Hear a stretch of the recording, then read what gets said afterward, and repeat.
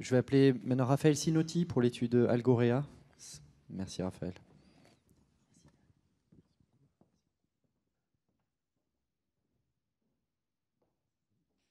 Nantes. Merci, bonjour à toutes et à tous. Je remercie le comité scientifique de me donner l'opportunité de parler de ce travail. Donc l'étude Algorea, pardon. Pour la genèse de ce projet, en fait, on est parti de notre expérience de centre, au cours de laquelle on avait identifié à peu près 20% de patients qui présentaient des symptômes douloureux, mais c'est une évaluation assez grossière et pas du tout systématique. Donc on a fait un petit tour de la littérature tout d'abord. Et dans cette revue narrative qui reprend un peu l'essentiel des données, les auteurs ont identifié qu'entre 14 et 77% des patients dans l'année qui suit un passage en soins critiques vont présenter des symptômes douloureux. Donc vous voyez une fourchette extrêmement large qui indique vraisemblablement qu'on a mesuré des choses assez différentes. Et en fait, effectivement, les données sont issues d'études randomisées contrôlées, donc bien faites, mais pas du tout sur la thématique de la douleur, et ont utilisé des échelles non spécifiques. Donc ça peut être la SF36, le Q5D, qui renseignent effectivement des éléments, mais qui n'ont rien de spécifique là-dessus. Et on a également 2 études monocentriques rétrospectives et qui trouvent une incidence assez variable, entre 18 et 44% de douleur. Donc manifestement, le curseur est assez difficile à mettre par rapport à cette question. D'où le souhait d'avoir développé cette cohorte spécifique grâce au réseau recherche. Donc je fais un petit placement de produit sur le réseau recherche. On a sollicité 26 centres entre avril 2021 et janvier 2022.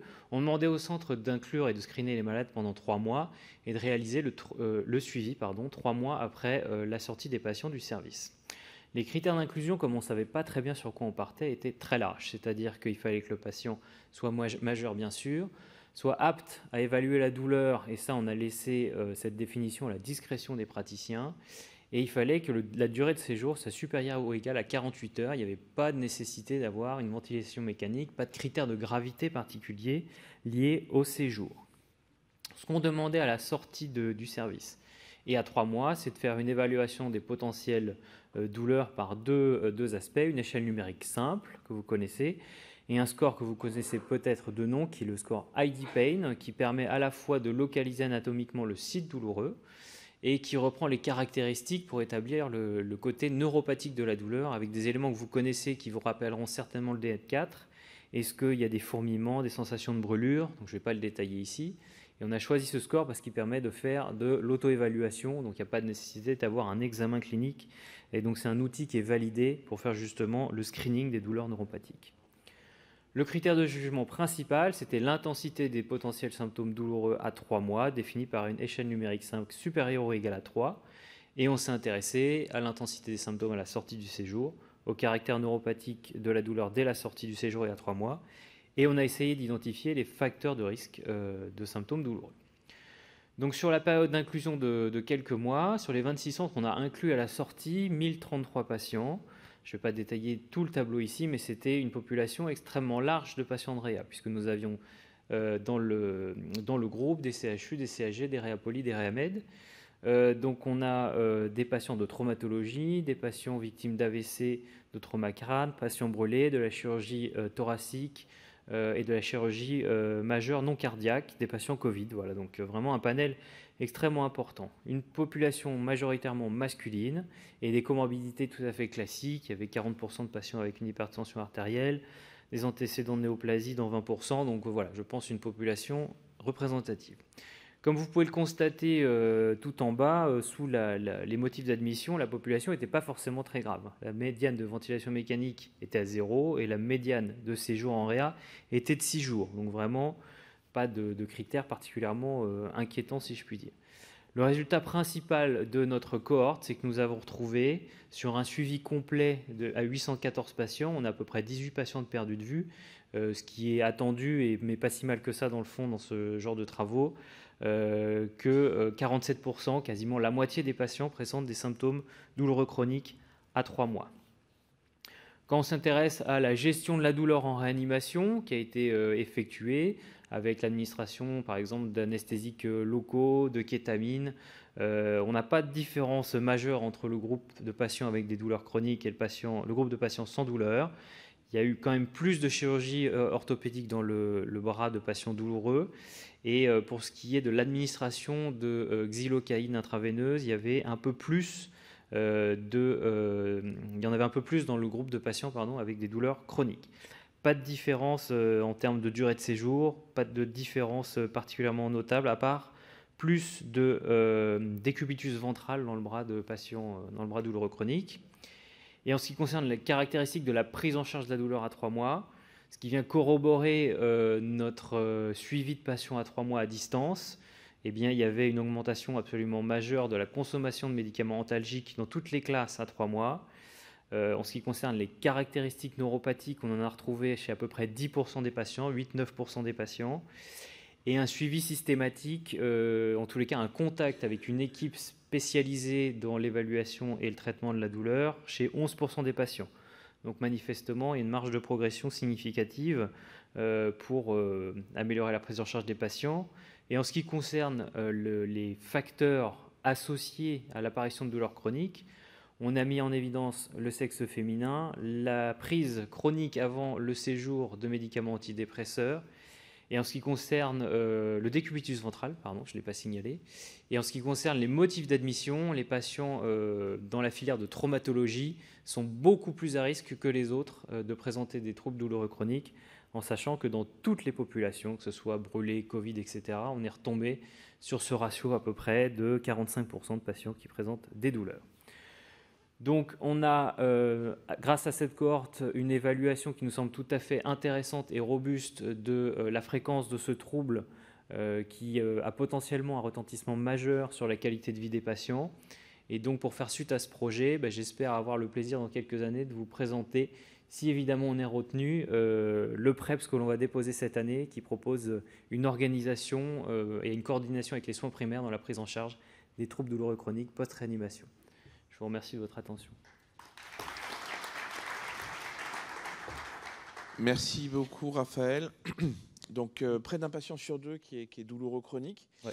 Mais quelle est l'intensité de cette douleur? Parce que ça peut aller d'une simple gêne à une douleur très invalidante. Alors, la médiane sur toute la population est à 3 et quelques. Après, sur les patients douloureux chroniques, je n'ai plus le chiffre en tête. La majorité, la médiane n'est pas à 7-8, mais on est plutôt à 4-5. Donc c'est sûr que c'est effectivement assez variable. Est-ce qu'on a mesuré l'impact sociétal? Non, pas du tout. Pas du tout.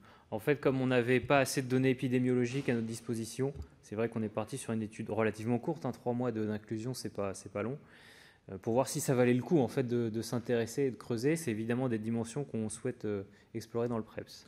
2 questions dans la salle. Si j'ai 3 questions. 3 questions, j'ai pas vu. Je vois pas le troisième. Je vois pas ton chef de service. Allô. Merci. Merci Raphaël, très belle présentation. Un des enjeux quand même de cette cohorte, c'est qu'il y a une hétérogénéité très très grande des types de patients, et donc dans ta multivariée, quand tu vois les facteurs associés, il y a beaucoup la ventilation qui sort finalement. Est-ce que c'est parce que tu as la ventilation soit décubitus ventral? Décubitus ventral, oui. Oui, mais tu as décubitus ventral qui sort, après tu as Covid qui sort. En fait, dans la multivariée, ce qui est un peu particulier, c'est que là, c'est par rapport à la population de référence qui, dans le modèle, est le sepsis. En fait, si tu veux, il y a beaucoup de populations qui sont à peu près au même niveau de risque que le sepsis, et certaines, dont la traumatologie et le Covid, qui sortent un peu plus. D'accord, j'avais l'impression que c'était lié à la ventilation. Enfin, en tout cas, est-ce que tu as regardé la gravité des patients et leur nombre de défaillances d'organes, y compris la ventilation, avec le risque de douleurs chroniques, parce que là-dedans il y a une population un peu d'USC en fait aussi. Oui, complètement. Oui. Non, pas de façon suffisamment robuste. On est encore en train de travailler là-dessus. On avait le SAPS2 dans le modèle, mais tu vois, ne sort plus. Après, on n'a pas ajusté sur beaucoup plus de paramètres. Le CRF était assez simple volontairement, parce que comme il y avait beaucoup de centres, et puis USC. Oui, il faudra peut-être qu'on le fasse. Ouais. Donc on va, Jean-François. La démarche est intéressante, mais j'ai juste un toute petite inquiétude, c'est d'avoir un seuil avec une échelle numérique à 3. C'est pour définir que c'est une douleur chronique à 3 et à 3 mois. Je ne suis pas sûr que ça rentre bien dans les définitions actuelles. Tu vois, je suis complètement d'accord, c'est un abus de langage. Effectivement, il ne faut pas le retenir comme un diagnostic de douleur chronique. à 3 mois de la réanimation, on a cette intensité-là, effectivement. Une douleur persistante. Oui. Et puis le niveau de VA ou de VN à 3, moi, si j'étais vous, je vous conseillerais de prendre un seuil juste un peu au-dessus, voire carrément au-dessus, parce que tu as quand même un millier de patients, donc là, on peut faire ce qu'on veut, Oui. pour vraiment identifier des facteurs qui soient déterminants. Parce qu'au fond, le message que vous allez faire passer, c'est, il y a des malades qui souffrent, prenons ceux qui vraiment ont des douleurs qui sont importantes à 3 mois. Ceux-là, il faut vraiment s'en occuper. Et à mon avis, pas trop ceux qui ont une VA à 3. Pierre Calfon. Oui, Raphaël, bravo, merci beaucoup. Donc l'objectif, c'était d'évaluer la douleur chronique à 3 mois. C'était ça votre objectif. Oui, oui. Mais tu as présenté qu'il y avait une évaluation de la douleur à la sortie de réanimation, si j'ai bien compris. Oui. Donc la question était de savoir cette évaluation de la douleur à la sortie. Est-ce que c'était le jour de la sortie pour voir comment ça allait évoluer à 3 mois, ou est-ce que cette évaluation à la sortie, c'était pour évaluer la douleur durant l'ensemble du séjour en réanimation, tout ce qui s'est passé? Non, c'est effectivement plus quelle est la photo à la sortie et voir quelle est la trajectoire ensuite des patients. Est-ce que les patients, et en l'occurrence c'est le cas, 80% des patients qui sortent avec une douleur du service sont dans le groupe de patients avec des symptômes douloureux persistants. Donc on ne s'est pas concentré sur ce qui se passait pendant le séjour et l'évaluation par les malades.